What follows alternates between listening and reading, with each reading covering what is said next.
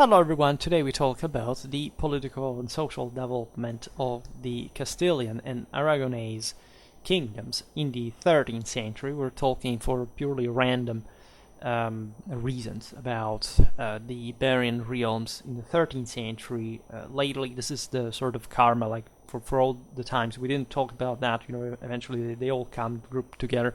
It happens statistically, and it's important because you have to give more pulp literally to these. We can't talk about these realms in general like we will be doing today for sort of strengthening, in fact, the overall general picture. But really, it's compenetrating with all the rest, also with the more detailed ones. We talked recently about Alfonso the Tenth. We talked about James the First. So all key figures, actually, especially in the 13th century, place the Iberian Peninsula, I would say, at the highest of its history into the broader, say, universalistic cauldron, right, of medieval Europe.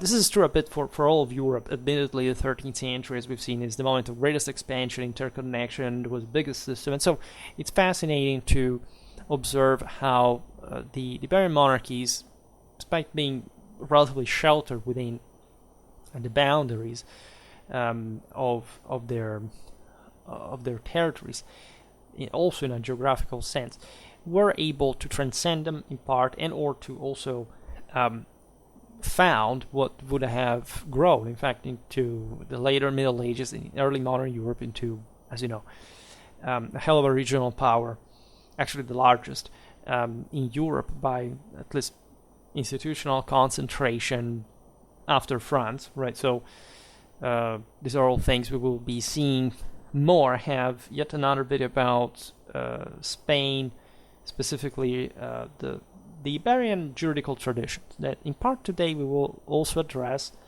The other is for the medieval law series. And as we understand, the Iberian Peninsula has a very distinctive identity within this system. It has some peculiar characteristics that stem largely from, where or another, from the Reconquista, how this political and territorial state building had taken shape in that, again, particular militarized context. So we will observe just everything 360 degrees and focus on also some particular aspects, right, that can highlight better these land specificities.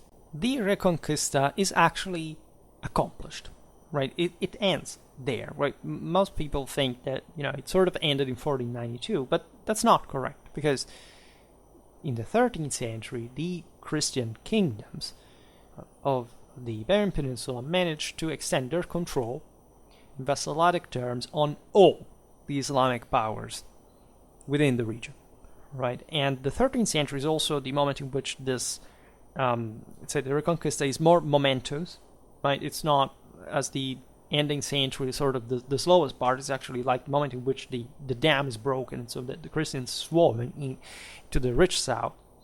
Naturally, this would affect heavily the way these territories would be controlled later, because it was very sudden, right? Especially as far as Castile was concerned. They got, like, from not really a day to another, because it was a very complex and complicated phenomenon, but considering the early tempo of the Reconquista was very slow, right? Very gradual, eroding gradually the Islamic powers. At this point, you have, again, a major breakthrough. It's a bit like the Capetians in 13th century, in fact, contemporary France, their capacity to basically break the mold and overrun the entire system. Except in Spain, you have multiple kingdoms. All right, so that also, and they are also particularly different from one another.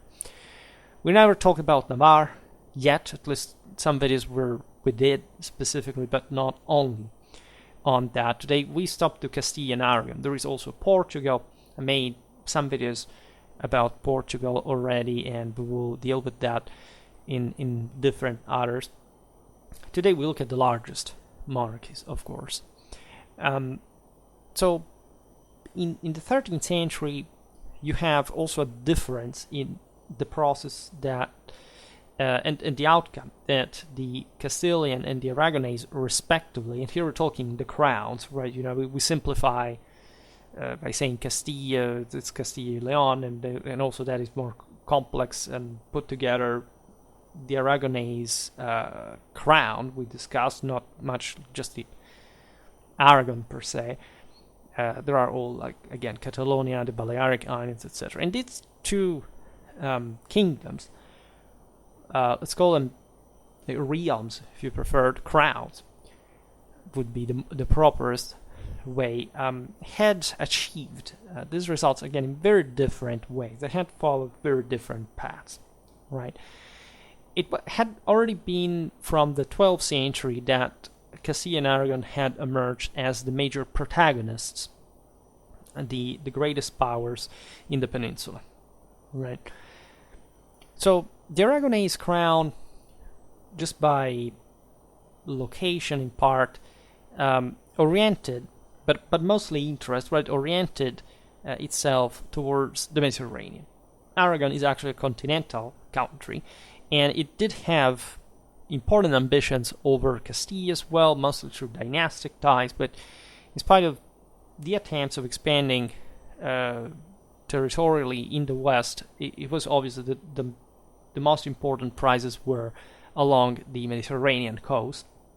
Castile was a bit jealous of this. In fact, during this 13th century breakthrough, they tried to sort of win the race against Aragon as far as southern Spain was concerned, and getting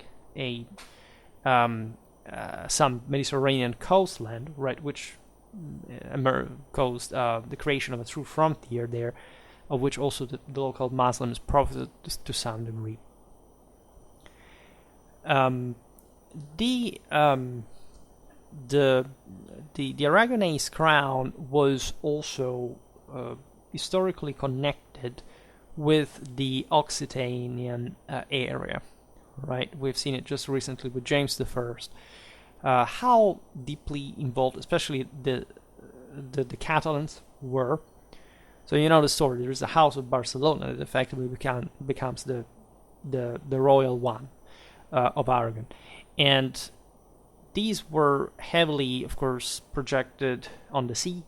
Barcelona reaches its peak in relative terms in the Middle Ages, exactly in the 13th century. And the Catalan counties had extended across, of course, the Pyrenees. There was a broader connection that from the Ebro Valley to the Rhone one had somehow been perceived as akin culturally, linguistically. There was some Visigothic vibe in the area, even though these were some just conventionally, as they had been some of the most rebellious areas against the Visigothic monarchy back in the day. In any case, these had been some of the most open areas to Western politics, all right, with France especially. But as we've seen in another video we made, especially about the 10th century, with even the Ottonians back in the day, the papacy, importantly enough, and so the at least the initial direction that the Crown of Aragon had taken was mostly aimed at the consolidation of a maritime power that could help, at least a maritime-based wealth that could help consolidating these other territories that were all sort of scattered, right? Were ruled in a fragmented fashion by the local aristocracies that, yes, had this sort of broad cultural affinity, but they were also quite jealous of their own autonomies, right? So especially Catalonia informs the Aragonese crown with this basically confederal profile, for which these are all technically different countries separated. Castile, as we will see now, instead has a much more imperialistic and feudal and compact continental political mentality that in fact makes it the strongest power in the Iberian Peninsula, dominating effectively the hinterland and the largest amount of resources. Right.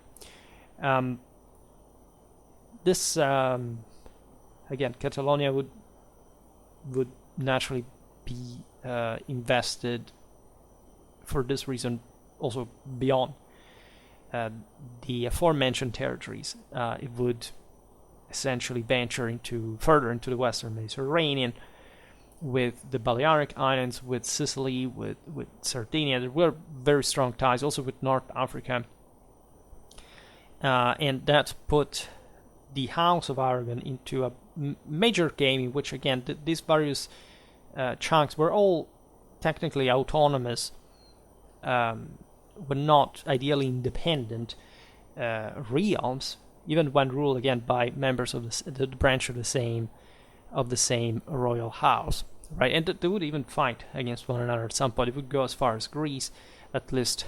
The Catalan company essentially recognized the Aragonese suzerainty when taking over, for example, the Duchy of Athens, etc. I made a video about Roger de Flor. If you're interested in him and the Catalan company, just know we will keep talking about them. But I already made something about him, his rise, the company, and more. And this, especially this maritime circle, right? Especially investing Italy, its maritime traffics, right? Where essentially the Catalans came to be antagonists, but also sort of cooperators, because at the end of the day, this traffics were all, interdependent on one another, depending on the basis of where they were, of the centers of power where they revolved around. The major factor that had pushed the Crown of Aragon, by the way, towards the maritime expansion was the defeat suffered in 1213 at Muret during the Albigensian Crusade at the hands of Simon de Montfort in the Midi of France. This was quite relevant because there was an important the King of Aragon was literally killed in the battle, and of course the broader issues supporting a heretic or heretic supporting power like the County of Toulouse had created lots of issues because the Capetians were backed by the papacy. These early days were messy because, as you know, Simon de Montfort died and everything crumbled once again for the French. But eventually, right, the area was destroyed to the point it was taken over in the time of Louis IX. Wu, as we've seen with the Treaty of Corbeil recently, he sort of offered a peaceful settlement. Like he said, just let's divide the region, let's establish a frontier, let's say with that, let's also cooperate, right? The example of Aigues-Mortes, Montpellier, that were respectively a good port but not a good center, and vice versa.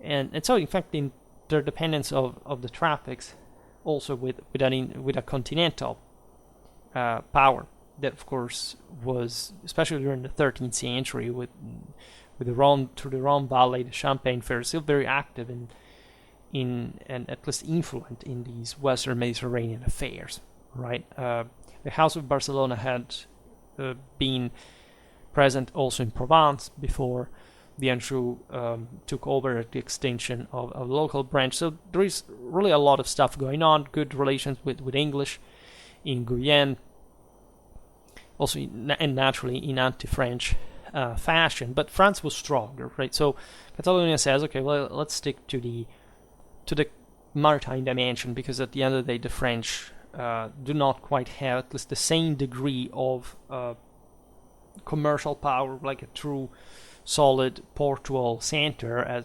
Barcelona was de facto the capital of the Aragonese crown.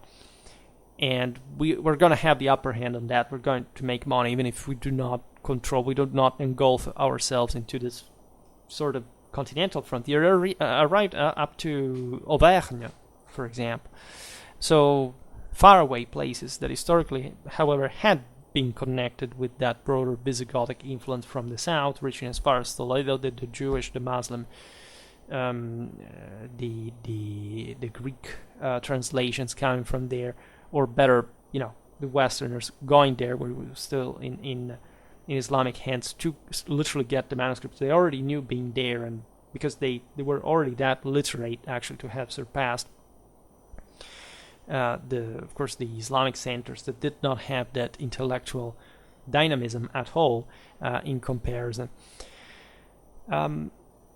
So you understand, for example, with the last image, how interdependent Castile and Aragon really were, right? Toledo would become de facto the Castilian capital, if you want, and it was really the cornerstone of a continental Iberian power like Castile. And so this also as broader centers of culture, and as also a point of reference for example, the Mudéjars, that is the Jews and the Muslims living in the other Iberian monarchies. That was like it would confer essentially an imperial authority. This is what the Castilians would boast for themselves when they seized Toledo, as literally protectors not just of the Christians but of the Jews and the Muslims.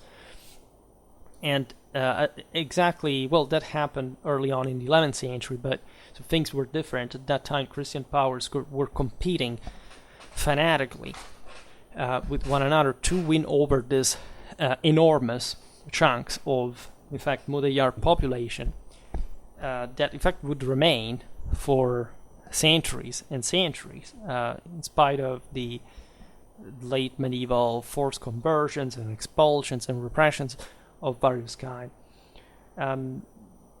This is fascinating because you do not really have much of an institutional continuity from previous times. Yes, you do have, especially an Islamic continuity, but that had also been established mostly in the south, which is the area that instead collapses, and the center of Spain becomes, of course, the center of local power.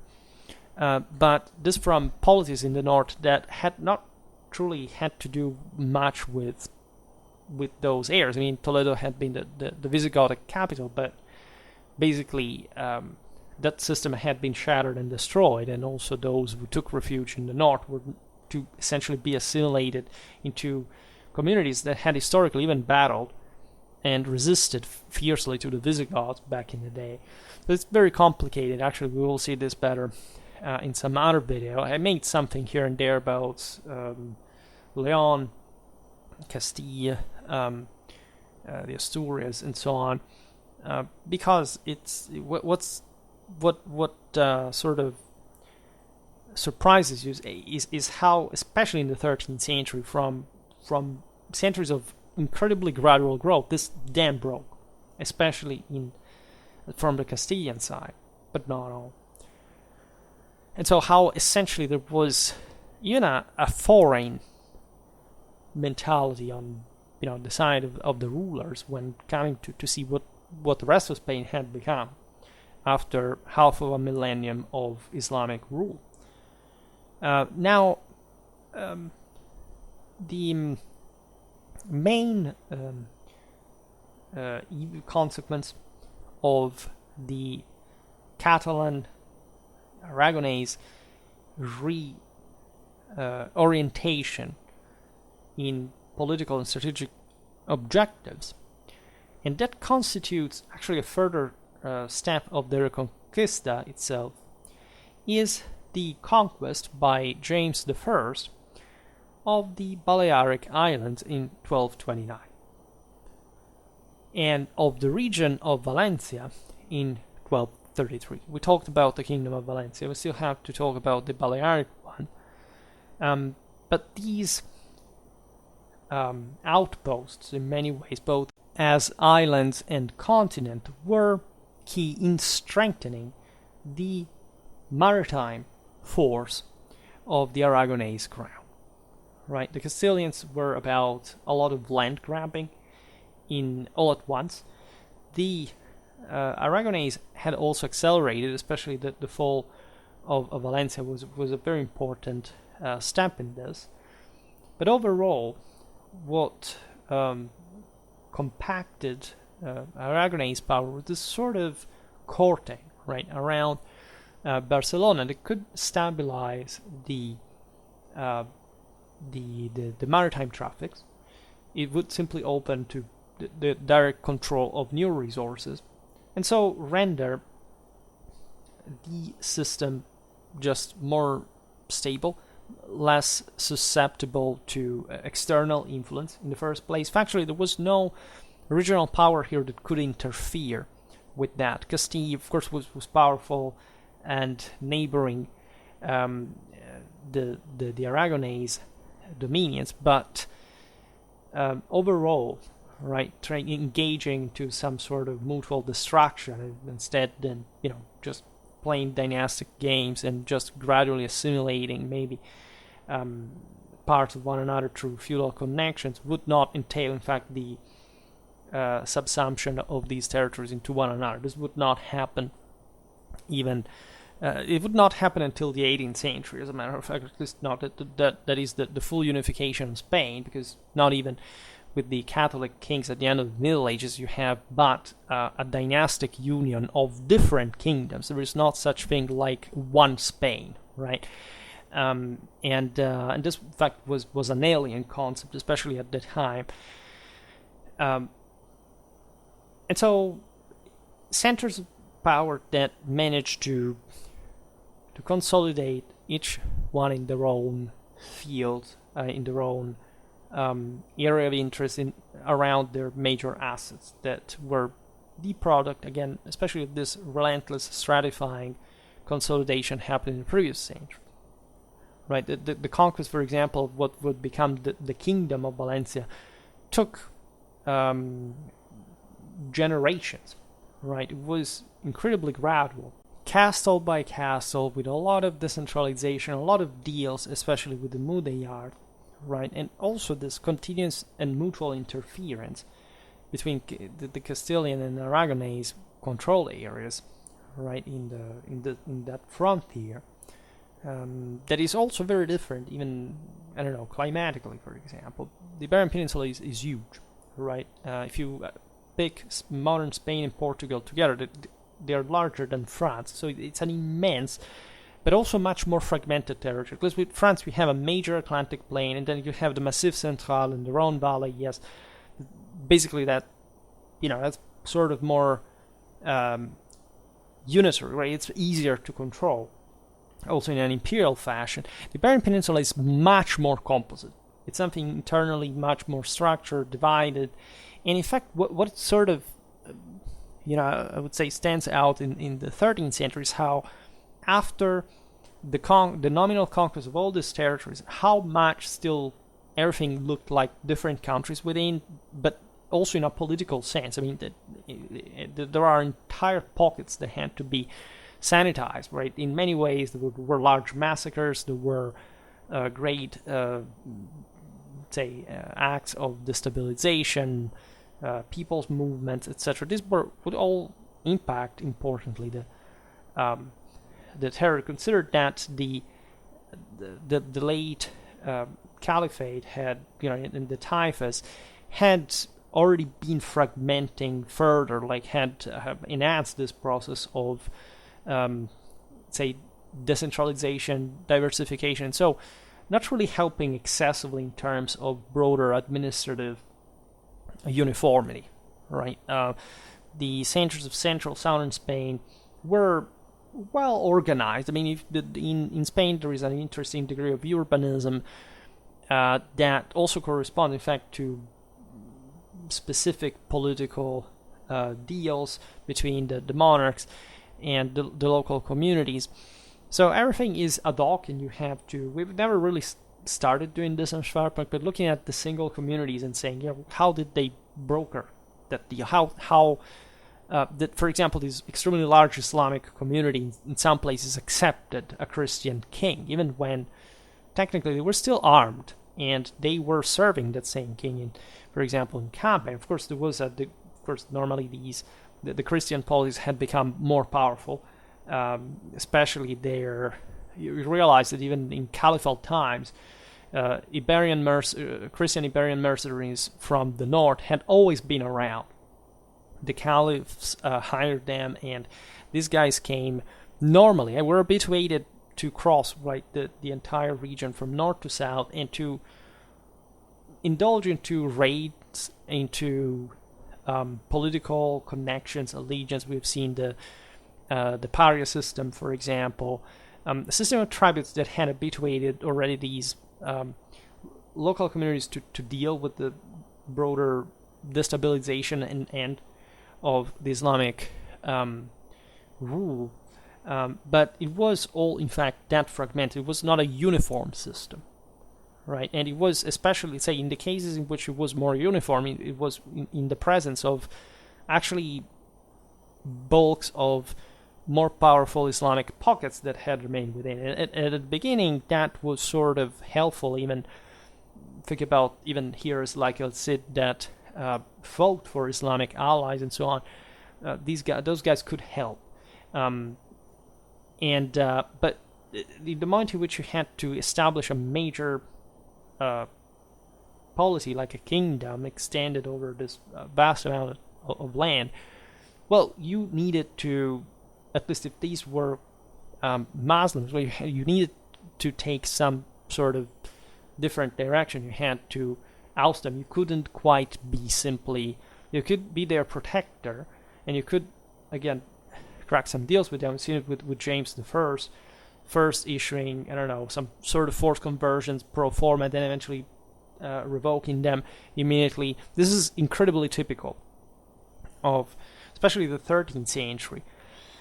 I made a video about the Mudayars that tells you about mostly the military capacity of these communities and how they were employed until the later Middle Ages in large numbers. In fact, what the deal really was, it's a painful one, because at some point the Christian monarchies began to turn their back on communities that up to that point had been even loyal, right, in their own way. Of course, they had their needs of autonomization, but in the moment in which they had supported these guys, because they accepted that the Christians were the strongest, and they couldn't do much about it, and they, at some point, it was the other side who had to break the previous arrangements as their position was consolidating, right?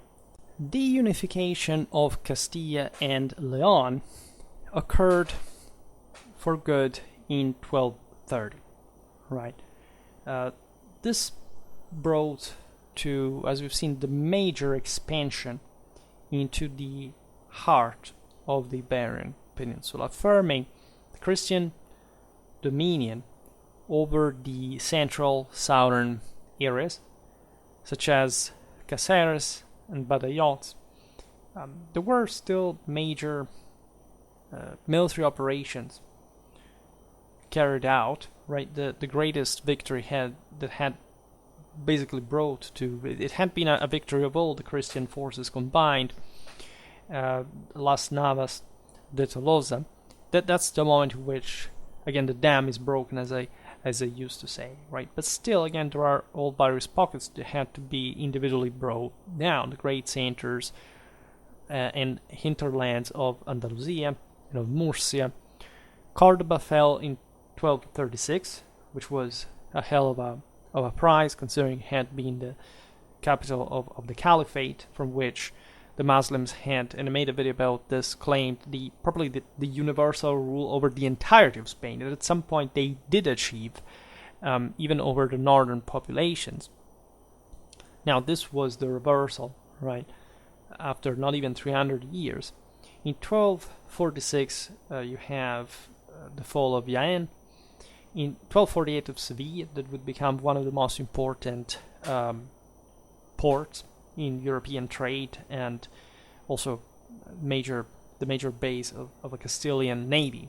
Right later on, I made a video about that. There are huge issues between the Castilians from there on and the Moroccans, because the latter actually have the best naval forces yet, but they don't quite have enough power to successfully reattempt at least a full-scale invasion of Andalusia, right? There were attempts. I made a video about, for example, the Battle of Rio Salado. That was an attempt in the 40s of the 14th century. So there was some activity yet, but already at this point, Gibraltar became the neuralgic, point of, let's say, objective for both contendants. In 1264, Murcia falls, right? So basically, as far as the Iberian Peninsula is concerned, Islamic presence shrank notoriously by the end of the 13th century to the sole reign of Granada, ruled by the Nasrids, would have been overthrown with the conquest of their city by a Christian hand only at the end of the 15th century. And part of the only reason why this Islamic avampost was present, and it was also a pretty florid one, they had even an important military development. We have to talk about the Nasrid armies, was the fact that after this major expansion by the end of the 13th century, the Christian powers of Iberia basically invest most of the resources fighting against each other. Again, without any radical transformation. Portugal sort of won its final independence against Castile. There is an interesting balance, right, occurring. The mid 14th century produces sort of a shrinking, at least in major expansionistic ambitions. The Castilians had actually a true interest in the creation of a Spanish empire of some sort, but also of a North African one, because that was their major deal, with bringing war into Africa.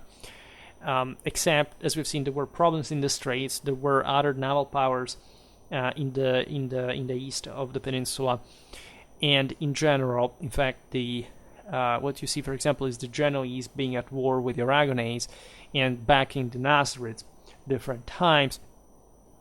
So there is all a system of balance of power that eventually consolidates the major polities in the Iberian Peninsula as five, essentially: the Castile, Aragon, Portugal, the Nasrids, and Navarre. All right. In any case, the territorial increase of the Christian kingdoms at this point was huge, right? It was presenting with many new challenges. You kind of understand why, after all this enormous expansion, lots of resources were necessarily destined to consolidate them. First of all, there wasn't much of a demographic capacity from the side of the northern conquerors when it came to handle all this enormous lands in the south, right? The Reconquista in the early centuries had been about this sturdy, determined mountaineer populations, essentially hammering the Islamic South until it broke, right, through their Frankish feudal system, some sort, differently declined on, more or less typically Spanish ways. And it had been this system, in fact, that had managed to win not just in Spain, but pretty much everywhere where you see a Western expansion at this point is really reaching its peak.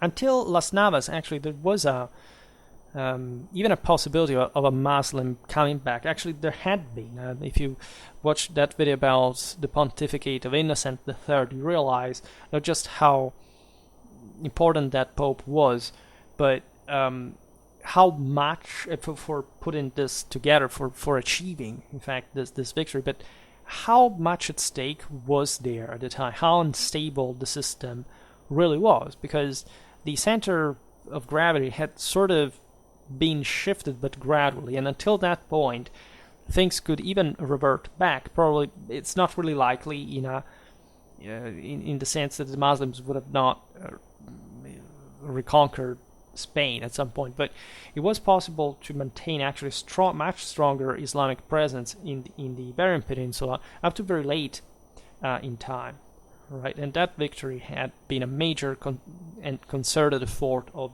Iberian powers to prevent this. With a lot of support from abroad in different ways, not just militarily. It would be interesting to digress in all these topics because they're sort of underrated to an extent. But again, that's the reason why I make general videos and detailed ones in alternation, because you need both, right? The essence and the detail to understand it fully. So what I was saying is that the original demographic push, this incredibly driven, morally loaded aristocracy willing to engage in continuous campaigns, it was just their habitual lifestyle, stemming originally from even a raiding one, was over. You had to build a state now. You had to ensure that this enormous territory that was deeply populated as well in some areas would stick with you. And this was achieved also violently, losing part of the potential at least, but in many ways that was also very pragmatic in certain circumstances, right? The Spanish hinterland is a nightmare under any strategic point of view, and you have again important communities, urban and especially rural ones, that are quite also habituated to this kind of raiding warfare. They know how to defend themselves, and this would bring the necessity of repressing violently much of their movements. For example, in 1262, the Muslims began to rebel as a generalized revolt against the Castilian rule that basically begins to exterminate, and as a consequence the revolt is quelled, but there are large areas that have gone depopulated, which is also the case for all those territories that had been historically frontier, right? Maybe in ancient or even up Islamic times had been well cultivated, but that the chronic instability of frontier politics, accompanied by warfare, again destruction, etc., had brought it to be depopulated, right? And also thus becoming more difficult to operate in, paradoxically, because there were this sort of great buffer areas that you would also have difficulties to simply settle in. So the Christian Iberian rulers were habituated to this kind of resettlement as well. From the mountains, historically had been a thing, but these were much bigger territories. It's a similar situation to the Danube between Hungary and the Byzantine Empire, for example. It's a sort of a great buffer area that they sort of difficult to control. You can garrison it, you can entrench in some areas, but still there are wide spaces populated by inhabitants that are not particularly cooperative.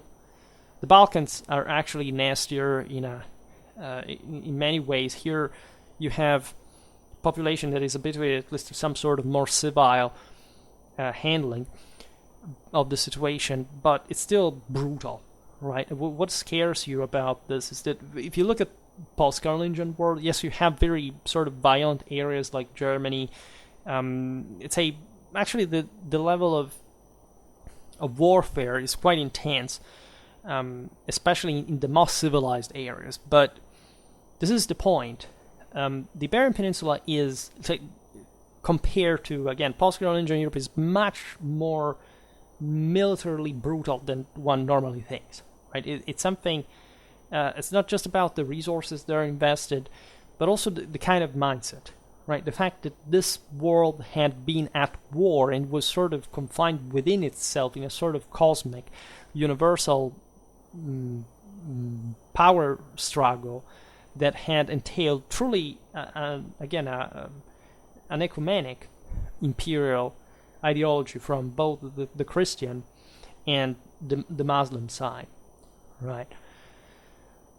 This forced Castile to also just opt for a quick feudalization of the territory, right? You couldn't quite foster too many autonomies in this situation, so that's why you have, and I made some videos about the later medieval development of the Iberian monarchies, politics, and institutions, the affirmation of a heavy lay and ecclesiastical aristocracy as a major feudal oligarchy, as the pillars of the Kingdom of Castile. This was also true for the military orders, that the monastic military orders that had been working already as some sort of military colonists in the frontier areas and were again religiously zealous, and they were habituated, of course, to fight, and they had also some international extraction. We've seen it, for example, for the Order of Montjoie. Recently I made a video about the various monastic military order habits, and we talk about them as well. So there were, in fact, if you look at the territorial distribution of various houses of the monastic military orders, they're all tendential towards Andalusia at this point in history, towards the southwest, because that's where they were more needed, just as a deterrent force, right? Also, where in fact the richer, more developed urban agricultural areas were, and so you wanted to secure its control as well, right?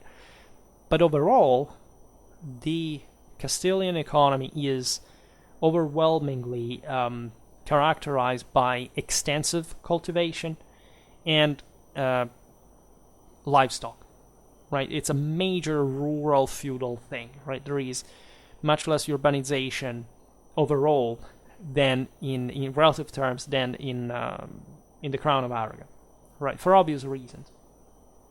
And this is not a handicap. In many ways, it does bring to a more robust, brutal, efficient, violent, and iron-fisted way of controlling this vast area, right? That's also technically the only way it could be done in those circumstances. This brings also with itself a broader mentality. It's a large-scale idea of land management, population resettlement, the framing of the territories and the people, the populations in the large lordships of an aristocracy that was also the one just being rewarded for its protagonism and success in the Reconquista, right? And this is what characterizes more or less also all the Iberian monarchies. Like, even when you talk about the Crown of Aragon, we don't have to think that these were republican regimes. No, they were feudal ones. They were different in degree of autonomy, of urbanization. But yes, like there is a rigidity. If you look even at the art developed in Portugal, in Castile at this time, you see how austere, how actually sort of cold and rigorous and obscure, even to some extent, that this mentality really is. There is a sense of duty, of order, to be representated in what was considered as this corrupted south of this, of the Islamic rule compared to the rigid morality of the Christian north. There's much of that taste, even of primitive, of archaic feudality in these styles. The oligarchic prominence in the feudal system accentuated the dualism between the royal dynasties and the title holders of seigneurial rights. In other words, the feudal lords became ever more powerful within their own domains. We're talking about extensive economic and jurisdictional privileges. In other words, they were subcontracted parts of the realm, right? And they were so powerful that at the end of the day, by co-opting them, the kingdom would be reinforced, because much of the dynasties eventually would rise later on, were the product of this, right? This intermarriage between the the royal dynasties and the local nobility, to the point that even if they had been at war against one another with revolts, whatever, this at the end of the day were ever at a high level, to the point that it would not actually threaten the territorial unity of the realm. Right? If a major chunk of the Kingdom of Castile was rebelling against the king, still at the end of the day, it was because they wanted to become kings themselves. It was not because they were debating the right of the kingdom to exist. And this actually speaks of a great success of the Castilians in repressing all those existing separatistic movements that had it's a big word to call them like this. Of course, it echoes some different concept for the time, but the homogenization of the realm would bring to the same Castilian hegemony in the Iberian Peninsula, right? And being the stronger power over the others as well. And again, that's all a history that we have to make on Schwerpunkt. This is actually very interesting, right? Very, very. I do not know so much about Iberian history, but over time I began sort of getting it, and it as always with history, it's beautiful when you reach that. And so I'm really eager to give a further look, to say the least. And famously enough, we've seen it in many other videos, including about medieval economy. This political and social profile confers Castile an especially large development of livestock, right, of cattle breeding. This is especially true in the more sparsely populated areas of Extremadura and of Andalusia, that brought to the rise of the Mesta, that was a sort of corporation, association between the title holders of these enormous estates, as we've seen formed through the conquest, that de facto would obtain the monopoly in production and trade of wool, right? And in fact, Castile becomes disproportionately the largest wool producer in Europe, right, to an enormous extent. This affects also the continental part of the Aragonese crown to an extent, even in southern Italy, for reasons that were connected, unrelatedly to the development of a parallel feudal system there. But again, by far, I think the Mesta had 4 times like the production of the entire southern Italy as far as wool was concerned, and this had an important impact, as we were saying the other day, in also tying together more Spain to Western economy. Narrowly meant, we've seen the Italians were very present in the Iberian and Spanish ports also for this reason.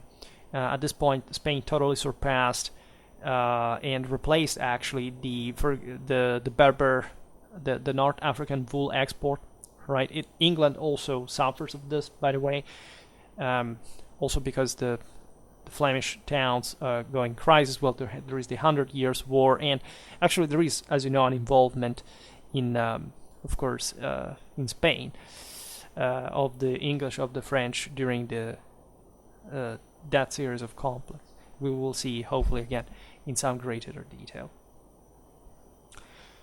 So, speaking still of the Kingdom of Castile, this was as we've seen, the most powerful of the Iberian kingdoms, also militarily, right? They embodied a bit that higher ideal of their conquista through their feudal background in the conquest and repartition of the territories conquered from the Muslims.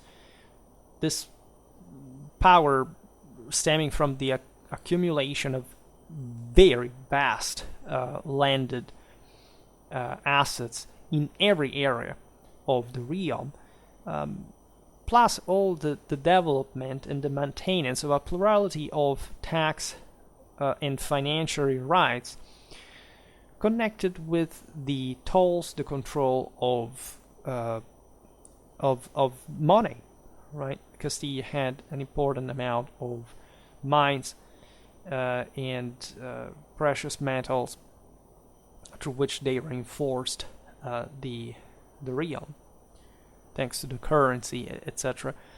Again, it was a huge system, so it had to be ever more scientifically regulated as far as the concentrated government really was. In the 13th century, of course, this was in theory, right? France is the most advanced country in Europe as far as state building, especially on a regional scale, is just starting to do so. The Iberians are slightly slower, as we've seen. They actually expand that much, but they also have a more composite reality to deal with. The internal competition between the various monarchies, it's a bit more complicated, bit more gradual, a bit less dirigistic, right? But Castile definitely embodies the country that sort of, I can't say necessarily succeeds the most, because all the Iberian monarchies have, for example, a precocious, for example, royal documentation, archives, very well orderly ones. So that's sort of interesting. Some areas of Europe did not really have that, right? This is also for medievalists actually notorious, right? As the source of information is always welcome when sort of belonging to a fairly homogenized, at least, catalog criterion, aside from, of course, like the modern editions criticized by the scholars are carried out or not. I mean, I've been working a lot on the Acta Aragonensia by Finca, right? And that is necessary, because if you want to know anything about Western Europe and beyond, you must read that, right? It's just a source that you, again, it's a set of different sources, but I mean a source historiographically, because you find really an incredible amount of stuff there. These kingdoms had eyes and ears, spies scattered everywhere. They knew things, and they have all these letters, and it's incredibly fascinating to observe. There was some aura of sacrality within the Castilian monarchy, because eventually Ferdinand III was sanctified, but the, say, setting of the monarchy was not sacred per se. At least the level of sacralization, for example, of the Capetians, of the French monarchy in general, had been much greater. So it's difficult even to describe accurately how this reconquering mentality really was, because they connected the entire fort to, of course, a Christian mission. Like, the true identity of the kingdom was the fight against the, of course, the infidels. But in this sense, it was also just an obvious glowing factor. It was not specifically fostered by, I don't know, the dynasty alone. And part of the reason is that the Castilians did not have that level of dynastic, let's say, separation as we've seen from the rest of the oligarchy. Like, for example, the Capetian house, that was huge.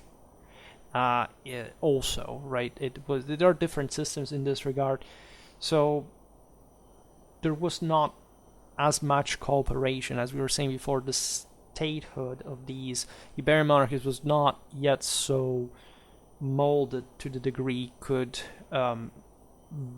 boost further some, again, distinction of the monarch as a particularly holy figure. Compared, no, there wasn't that level of power that the kings really had over the entire system.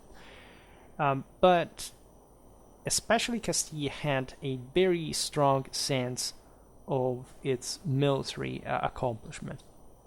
All right, there was a great prestige connected with that, with the military orders, the fame deriving from the conquests, which is named Ferdinand III, ruling between 1230 1252. That was sanctified. However, later, there was also another aspect in the longevity of the Castilian monarchy, that was its patrimonio real, that is to say, an enormous availability of resources for the royal house, that especially connected itself with very important urban centers that were, as we've seen, part of the more, in fact, urbanized landscape of the center and the south. There were also important centers in the north, but as you know, the Castilian monarchy migrated south. Eventually, they settled Solomonically and strategically in Toledo, as we were saying. And the city, as you know, was a competitor of the feudal nobility, just in culture, mindset.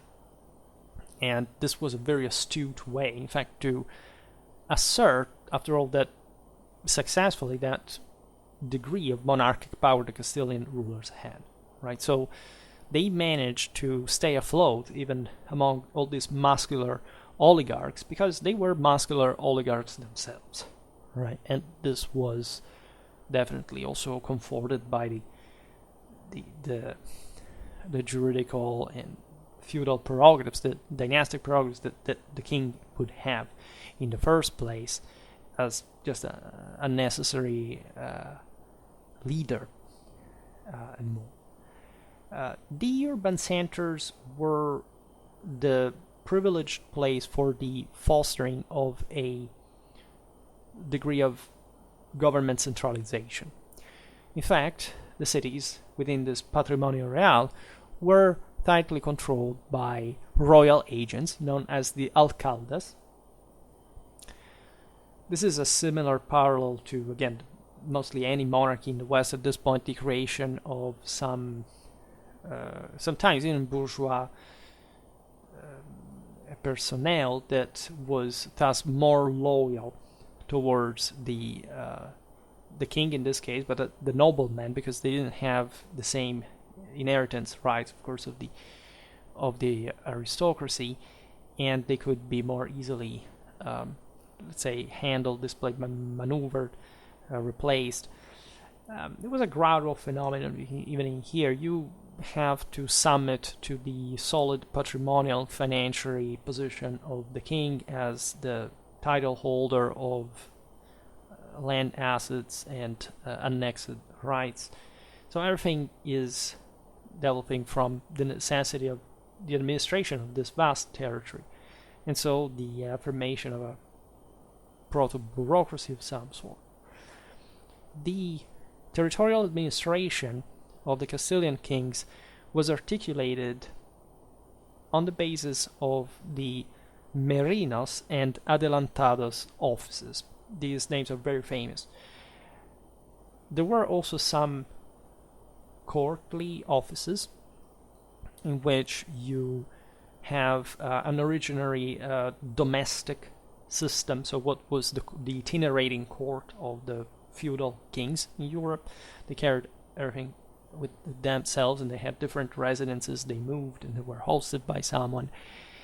And when things get more, right, the cake is cooling off, like territorial, you have the necessity again of founding something more permanent, more sedentary as well. So you have also a financial branch that is differentiating, proposed to the management of the demand, known as the hacienda, and the chancery that, of course, was increasingly burdened with the demands of the bureaucratic and legislative activities were presenting increasingly, and in a concentrated way, because again the king was at the head of this much larger system. Now he had to deal with that, otherwise he would have been seen as a weak sovereign and overthrown, as many rebellions again emerged. We saw them in many videos about Castilian history.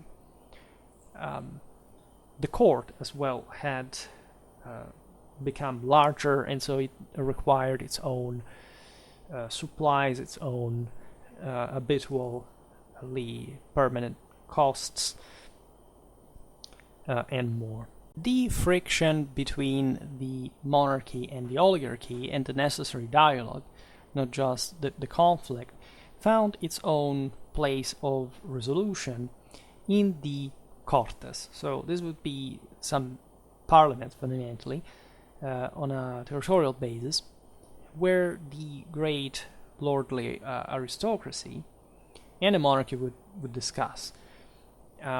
These institutions were originally ad hoc, right? They sort of developed over time, were not regular either initially, but they became, of course, ever more important for the greatest men of the realm. This became the place in which they could express the resistance to the markedly authoritarian tendencies of the crown, and for the sovereign, the see to affirm the growing prerogatives of the monarchy at a tax and jurisdictional level.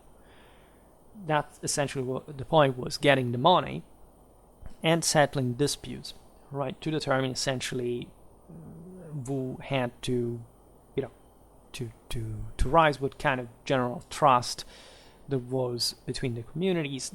We've seen it also in Portuguese history. These councils at a point were held just even to repress definitely some instances. There were some estates that, not just the nobility, that were trying to emerge, and in many settlements you see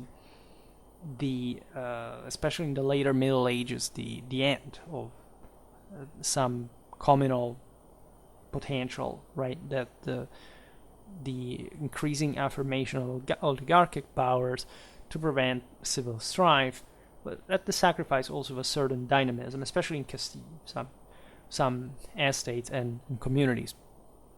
But again, this system was working at the end of the day. It was very difficult to positively address all the instances and finding effective solutions. In the 13th century, you mostly see the Cartas affirming themselves as the point of reference, like if not for the first time, but at least to an unprecedented scale for the extension of the kingdom. Right? The Cartas were structured with a lay and ecclesiastical aristocratic representants. Then you had the cities of the realengo, that is to say the public domain, as we've seen. And these were quite powerful as well. The king had, again, a protection over them. But they were still a step below, of course, the nobility in a general sense. And the Cartas approved and regulated thus the repartition of a royal fisc that was enriching itself of new income. And there were also the place and instrument were through which extending the jurisdictional powers of the monarchy.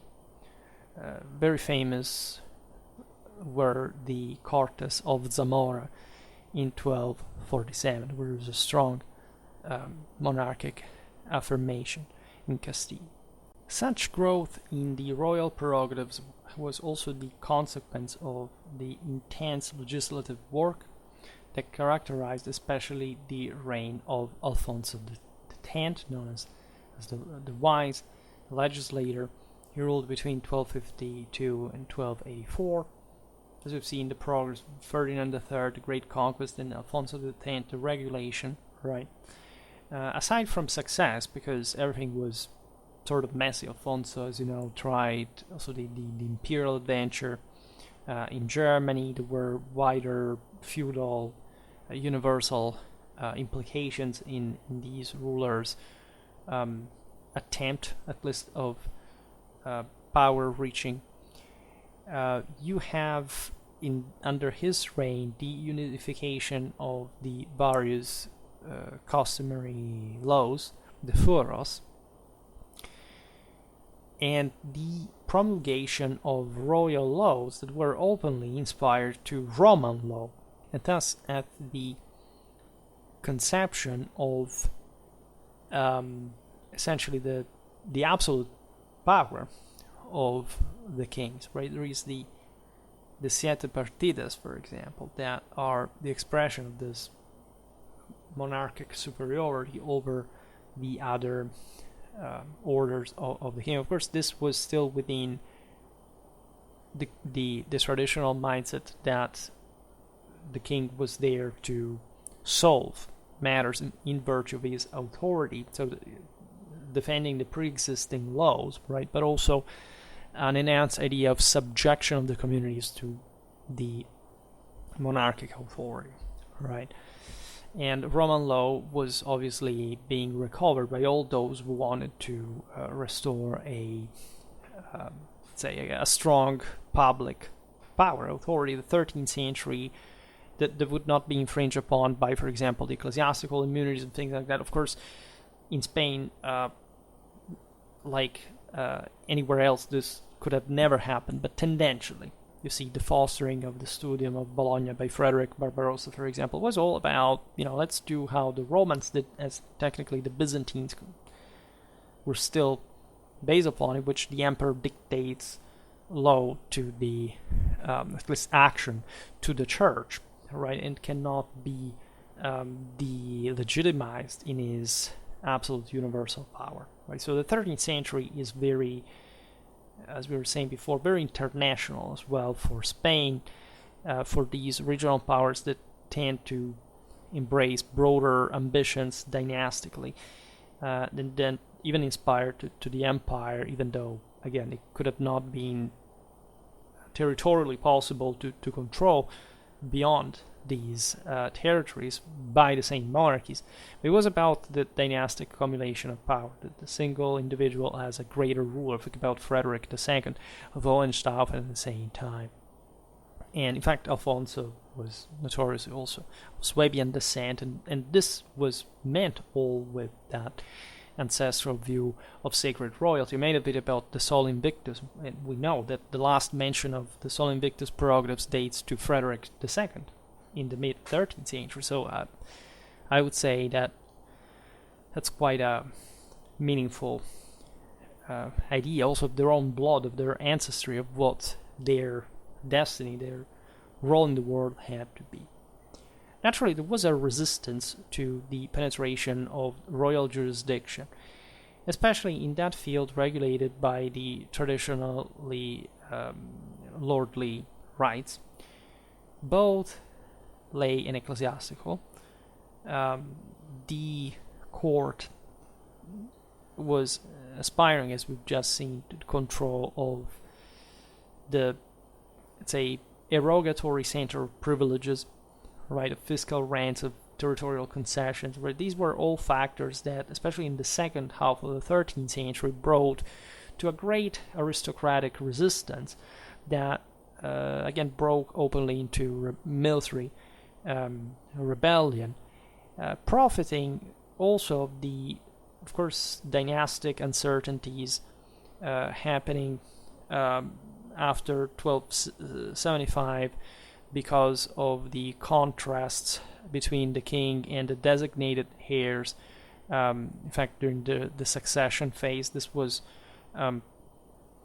particularly relevant because these dynasties were trying to also instill, in fact, the sense that their bloodline as single kings, and so not as part of the ancestral clan just per se, right? So in a channeling linear fashion was more important, in fact, the prerogatives of other noblemen that had traditionally, as we've seen in the videos about medieval Castile, and like mostly, as it was customary, to just partition the various dynastic possessions, making leverage in the case of Castile, as we've seen, had been just recently unified with Leon, which was not because the two countries were merged, but just because from there onwards there wouldn't be such division, but it was made up of different provinces, different chunks of these vast territories ruled, in fact, and unavoidably so, by different noblemen. It was, again, a wide space, so it was these rebellions sometimes went nowhere in terms of actually overthrowing the king,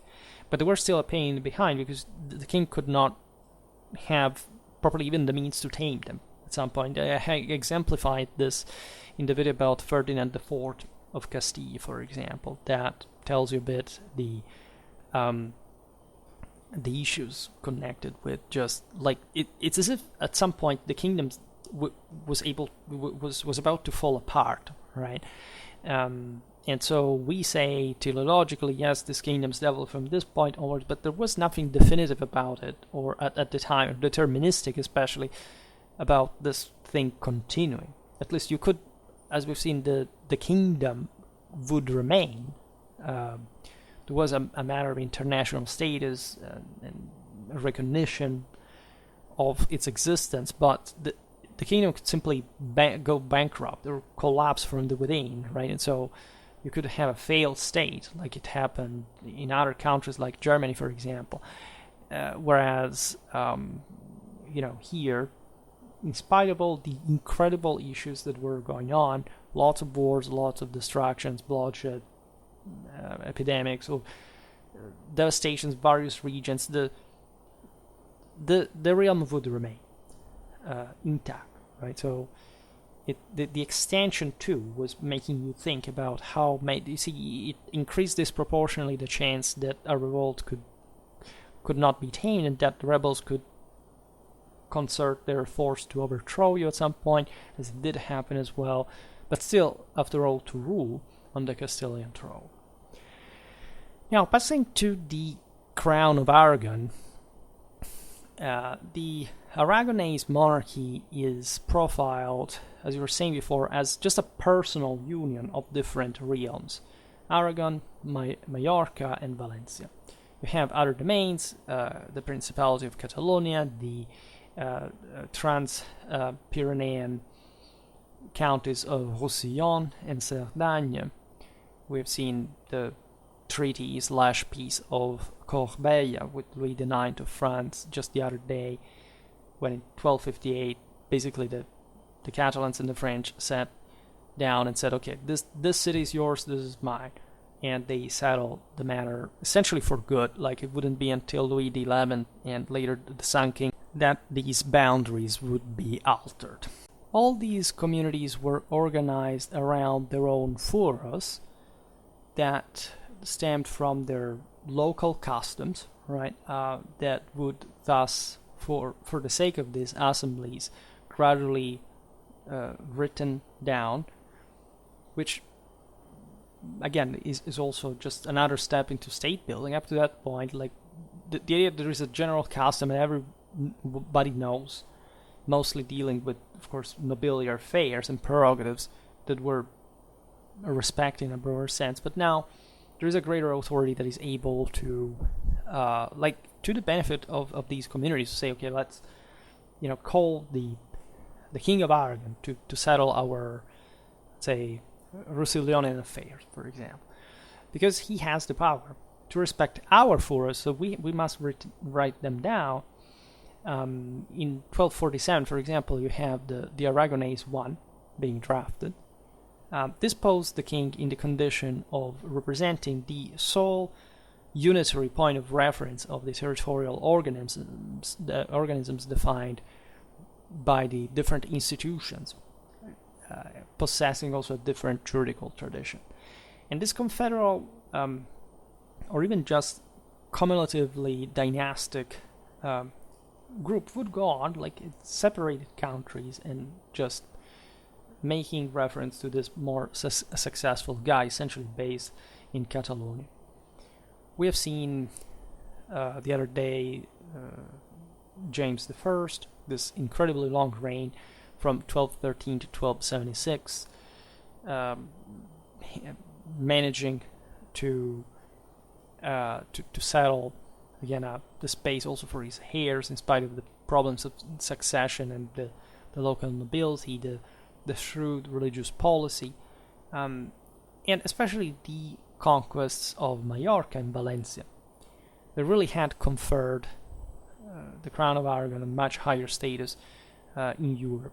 Right? It was a real regional power, in spite of the looseness of the ties between these countries that did exist. Right? The fact that they were just united by a common crown doesn't mean that there wasn't some sort of convenience or in staying together that would be akin to other ways, like more centralized systems actually fared. There would have been maybe even wars. Right? It was a common interest. Right? It was shared. A single ruler was appointed, and each from each element on their own. But this would confer stability, as we've seen, to the broader region. The new conquests had also been a moment of cooptation. The monarchies of different origins from these different countries had been aggregated more safely around the monarchy to get privileges and favors and to be distributed the new conquests they had contributed achieving, right? These were also different aristocracies in many ways, culturally, linguistically, and yet the Crown of Aragon manages to mold them at the highest levels for its own political sake. There is involvement of the very dynamic mercantile estate of Barcelona, without which you couldn't have that hell of maritime center from which coordinating all these the Western Mediterranean dominion. For example, the population of the Valencian kingdom had happened thanks to the support of Aragonese and Catalans that had grafted in there their own fueros, right?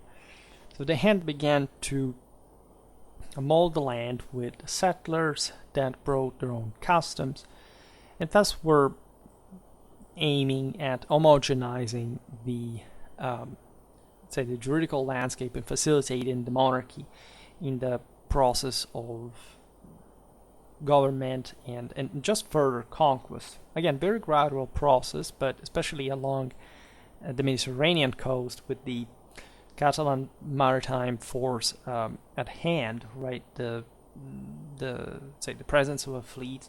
These were areas that had received also support from the external back in the day, but now were autonomous in just forcing the interland just to trade with them, because once you took the coast and you had the major naval forces there, like you couldn't there was an interland economy, of course, but the most lucrative was on the Mediterranean. That's why everybody wanted to reach that, including the Castilians, that were trying to destabilize the area, by the way, by triggering revolts in the interland. It was a pretty messed up situation.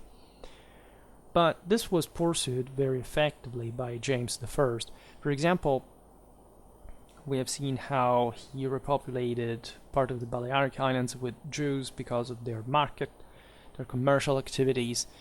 There was, however, almost exclusively a lesser nobiliar and mercantile pool, right, that James used, and mostly from Catalonia, right? At least the merchants were the ones of Barcelona and surrounding areas, right? And this would make these new, especially the Balearic Islands, a very important commercial center, way more than the Muslims had made it before. Needless to say, there had been a very intricate and overlapping piratic activity during the centers. Distinguishing between Christian and Muslim is not that helpful in certain situations, but definitely these Western polities were bringing a more successful model of land exploitation, commercial organization, and more, just like the military, the feudal system. Catalonia, in spite of its again, it's stereotypically urban and mercantile background, was actually a feudal country in many ways. I mean, there is no doubt. Even if you look at the armies themselves, yes, there was a greater presence of infantry, but this was not even necessarily a militia urban militia phenomenon. Many of these were just mountaineers and other, sort of scum of the earth, taken from the surrounding, including pirates, by the way, which is, again, not to be underestimated.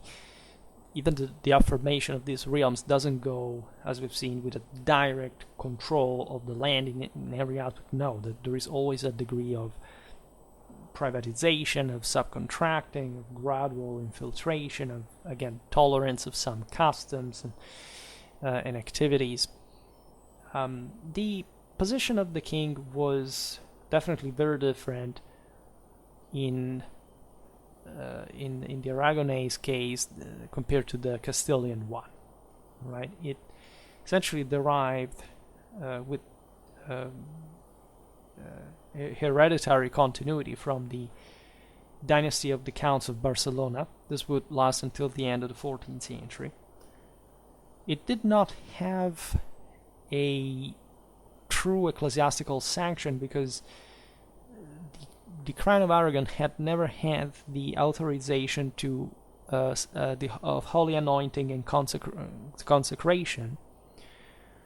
This also increased, by the way, the confederal nature of the realm, because there wasn't such a strong authority based on something else than a reciprocal oath between, in fact, the monarch and the various communities of the crown. Right. It was all about the monarch's loyalty towards the customary laws, and most of, in fact, the limits of the Aragonese crown stemmed from this, even in state building and power concentration in the later Middle Ages. It was more about the lay mercantile, maritime fluidity, and so what this authority could essentially draw from it through the permission of the various communities, but it was not so grandiose and authoritative like the weight of the Castilian monarch. It really stemmed from the blood of the Moors in a much more feudally militaristic way than the Aragonese. The Aragonese crown had its, of course, his Reconquista heroes. Don't get me wrong, but it was like politically and institutionally less imposant, less heavy in specific weight, let's say, than the Castilian authority. Thus, the Catalan Aragonese royal authority was the result of a sort of social contract that legitimized the resistance to eventual tendencies to the affirmation of royal authority on the prerogatives, on the realms, and its aristocracies. And in front of this limits, this conditioning, the solidity of the landed asset and widespread rights in all the realms, the availability of conspicuous mercantile resources, the development of courtly apparatus such as a chancery council, was surprisingly not that bad, right? It was differentiated, was well structured. We do not know how the Domus Regia was truly distinguished from the rest of the administration, right? And all the efforts in late medieval times for the Crown of Aragon to centralize further were not particularly successful. There was, of course, an improvement over time, but we can say that the Catalan Aragonese monarchy could not go on the road to full affirmation, right? They tried in many ways. For example, they celebrated their military deeds through a very famous set of royal chronicles. Think about the one of Montaner or Peter IV, the Ceremonious, right? These are important works, especially for the warfare of the time. They're very, let's be honest, they're very fantasy-like. I don't like them very much, I must say, at least, compared to the ones I normally use, because you realize that they're beautiful sources, don't get me wrong, but they're also very stylistic in many ways. They tell the stories as if they were telling chivalric epos, right? And that of course is what the Aragonese sovereigns were really thinking, and in many ways were really acting just as men-at-arms and being able to pull off extraordinary military feats. There is also a glorious military history, the expansion in the Western Mediterranean, the success and the defense of their possessions in Sicily, the conquest of Sardinia. The take of Majorca had been a major feat in the history of the crown. Yet, again, none of this would be sufficient to develop the same hierarchical apparatus that Castile could boast, and on a much larger and especially uniform scale, and a much more compact country. Again, it's important to stress how these various realms were substantially going in different directions. Right? If you take Sicily, for example, that's not Spanish. That's not. It belongs to a prior tradition. It has sunk into a crisis after the Angevin conquest that shifted the capital from Palermo to Naples. But it's obvious that if you want to rule such a land, you have essentially to listen to the local barons, and if these barons do not quite like overall the game that you make Sicily play compared to Sardinia or the Papacy or Catalonia or the Angevins, you will not actually, like, if you want to rule there, you have to stay at what they say and do. And in fact, there is a contrast, an open, different alignment, international sidings between Barcelona and, say, Palermo, right, or Cagliari, for example. They have, especially from the first half of the 14th century, a pretty messed up game in terms of actual allegiances, also Guelph, Ghibelline. Normally, the Crown of Aragon was Ghibelline, right? They sided against the French, obviously enough, because both from France and Italy, they received pressure, right? Whether from the Carpathian or the Angevin, well, they're the same thing technically. Branch, at least the latter is a branch of the former. And so tendentially they make a Ghibelline policy, but not always, right? If they have to make business with someone, they will send even their own forces. At a point, Aragon was, for example, much less Ghibelline than Sicily. I mean, Catalonia, I'd say, but I mean, the continental possessions in the Iberian Peninsula were much, at some point, sending nobility to fight for the Florentines against other, Ghibelline opponents. And you realize that overall, the Aragonese crown is still Ghibelline in general, but as far as that particular regional policy, they were helping the Florentines, whereas the Aragonese of Sicily were not doing that at that point, or they're doing something else. They're actively supporting, they're raiding the Angevin coast of southern Italy in the meanwhile. So this is what you really want to consider carefully when realizing the overall compactness of this crown's dominions, that is not really that much of one in the first place. So this is evident, especially after the conquering push is over, right? That is a problem, as we've seen for Castile as well, because as long as you have to fight against an objective that can make you richer, and that advantage is higher than just competing with the king internally, and you can get stuff just by your own entrepreneurship and craftiness, you will just be co-opted in the struggle and be okay with that overall. Also because they knew that wasn't a space, say, for the Muslims in terms of political independence in the peninsula. But same happens, and even with less momentum, in the case of Aragon, Catalonia, right? The second half of the 13th century shows this. James I had to cope with the initiative of the aristocracy that had joined forces in the so-called Union in 1265, and in 1283 his son and successor Peter III was obliged to grant a privilegio generale that obliged him to the respect of the customary laws. So these were important steps in the affirmation of the local autonomies. There was a limit to the monarchic action. So also in this case, the instrument of the limitations to the increase of royal power had been the Cortes, right? So these were the local parliaments. And notoriously, Catalonia provided with wide powers in the approval and the repartition of the subsidies demanded by the king.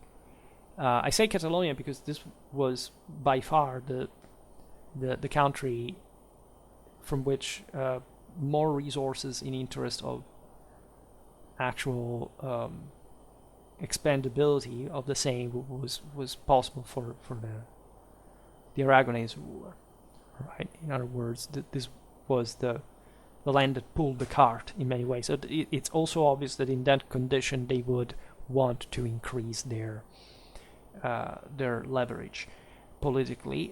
They didn't have, let's say, Catalonia as such did not have the capacity, say, to invade. I don't know. You see that all these other lands that were taken over dynastically, right? Aside from certain areas we've seen in the Balearic Islands, Valencia, that were repopulated mostly because there had been an exodus of the prior Muslim population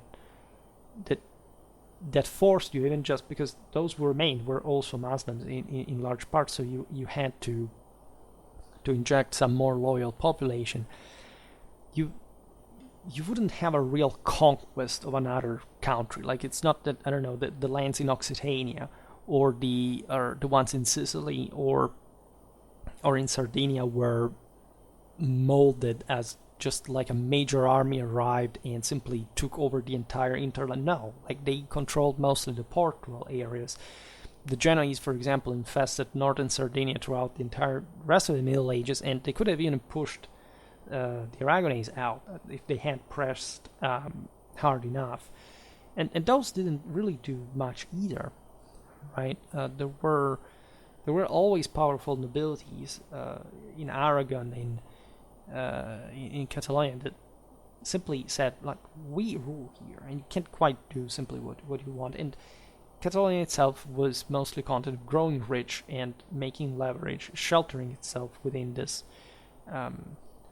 primacy, right, in the role of the principality within the crown. And that's it, right? The Castile was much more sort of land grabbing oriented, but even that did find its limits. They tried to swallow Portugal to bring it back under like a fief of the Castilian kingdom, as it had originally been parceled out, right? Also with the papal blessing. And so there you find the contrasts as well between these systems that were limited by the same internal strife, because every time there was some money to ask for an army, of course, you had to ask the Cortes. You couldn't quite. They wanted something in exchange. They would pay you, but they wanted more privileges, and so less power on them from your side. So for example, sticking to the royal fiscal policy was mostly taking the form in the court as the result of an exchange in which the aristocratic appeals were listened, and these grievances were mostly against the same attempt, and I would say every attempt of extension of royal authority that was considered just normally as the violation of the customary order. And by large chunks of the country. Again, in Castile, it wasn't like this. It was about the prerogative of the oligarchs, something very different, right? The country was being molded under that monarchic structure, also because of this. So at the end of the 13th century, the outcome of the orientation of these two major Iberian monarchies differed remarkably because of the choice of the kings of Aragon to commit themselves, especially in the Mediterranean adventure, which was not a mistake, really. Aragon really became a power among powers thanks to that. This was particularly true in the acquisition of the Sicilian crown.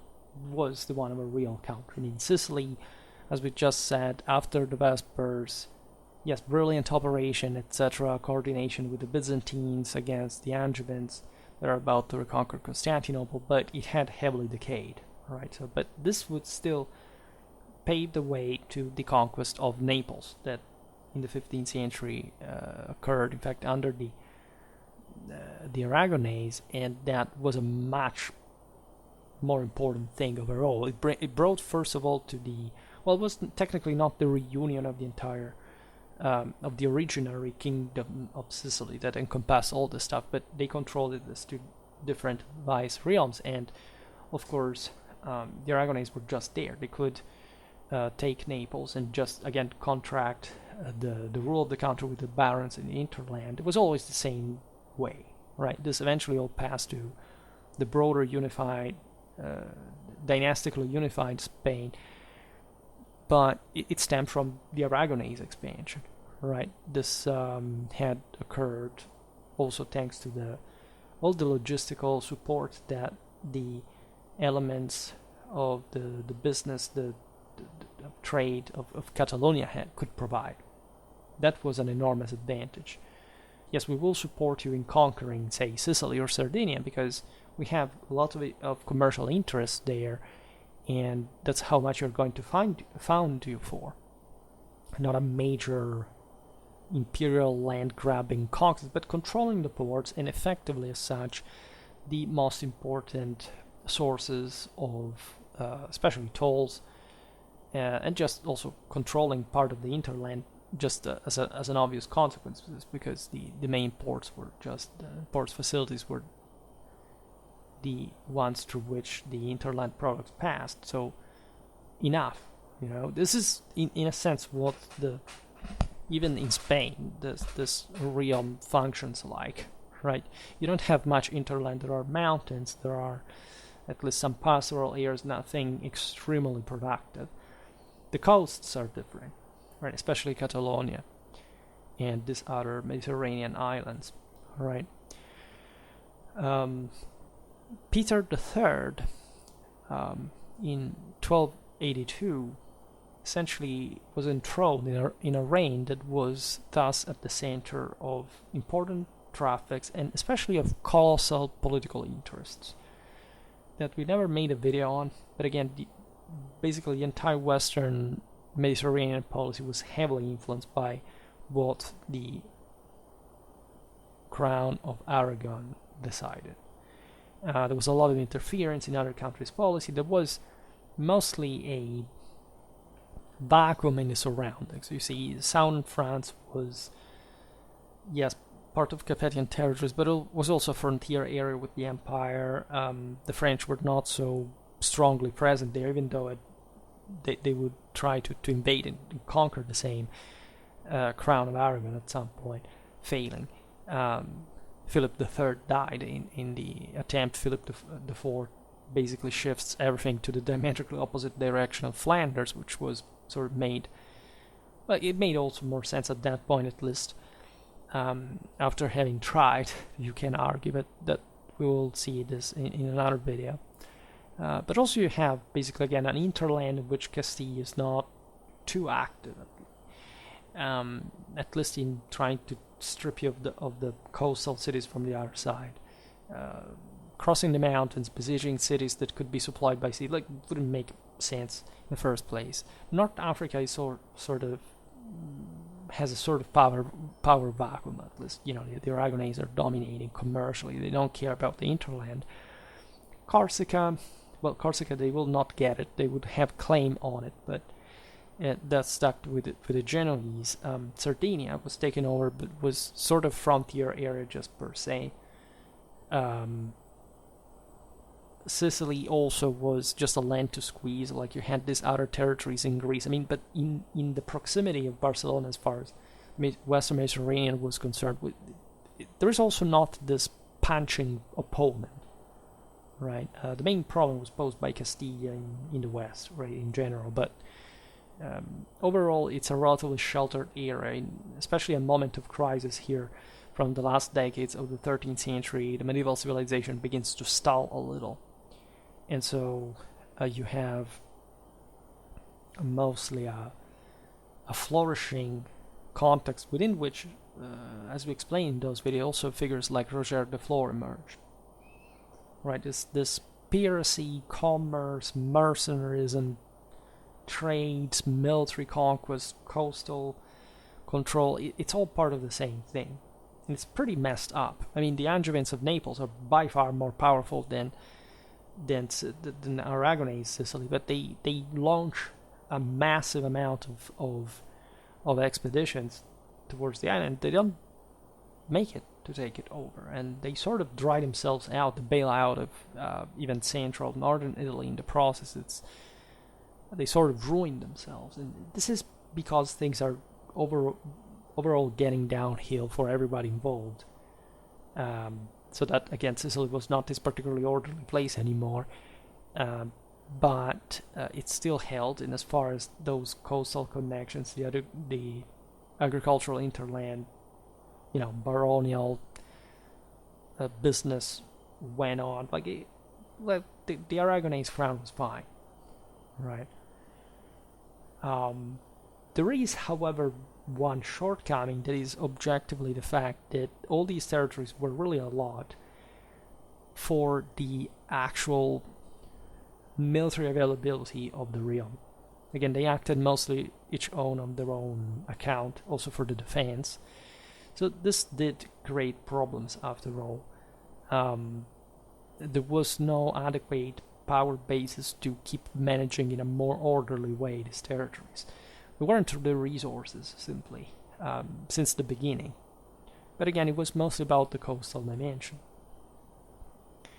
For the Castilian kingdom, instead, the end of the 13th century opens, as we were talking about before in the video about Ferdinand IV, a phase of bitter political clash, in which the balance between monarchy and aristocracy would have gone in crisis, and the realm was even about to collapse.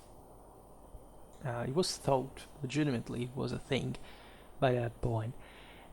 But eventually things went differently, and so you can appreciate how, this is just an introductory video, of course, but how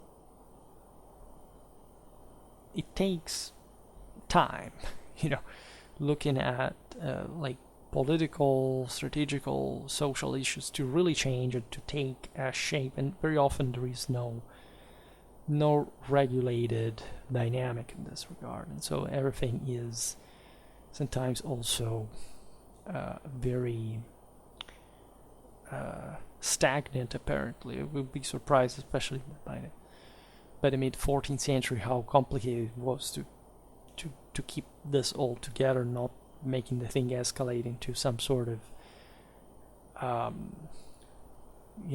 continuous secession. But it's at the end of the day, that conflict itself, paradoxically, that leads to some more compactness, because the lower strata are sort of exhausted, and so the elite takes over, and so they understand that as long as they can maintain this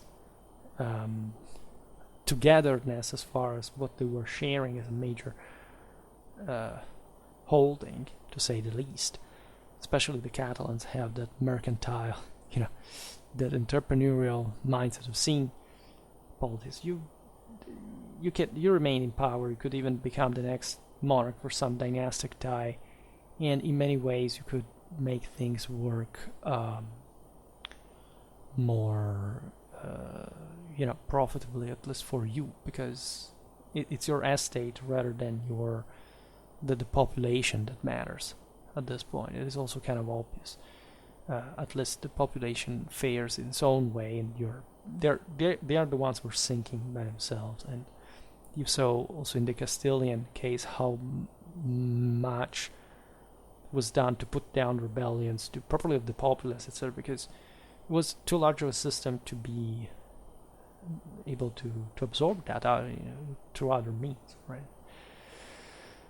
And yeah, that's pretty violent, that's pretty critical, but we will see it hopefully better in some other video. Again, the video about Ferdinand IV of Castile is quite exemplificative of the collapse in monarchic control and sort of the paralyzation of the kingdom just from the side of the same rebels. Like nobody could really make that decisive move at the end of the day. So either things were sorted out by dynastic mechanisms, biological ones in that case, or literal exhaustion of the contenders, and just either some external threat, or very often it was practically even needless to keep things together. I mean, things degenerated quickly, so the enemies especially would take advantage of that if you were to insist on this, but sometimes you really lack the means to do so. Again, it's the speed of the Reconquista in the 13th century that sort of called on itself the incredible difficulty in maintaining the stability of the system. There is no doubt in this regard. Very well, however, for today I stop it here. I just hope that you enjoyed this video. If you did, please share it, otherwise leave a like, or subscribe to my channel if you're interested in my upcoming content. As always, I thank you heartily for listening to me. I wish you a nice time, and see you next time. Bye.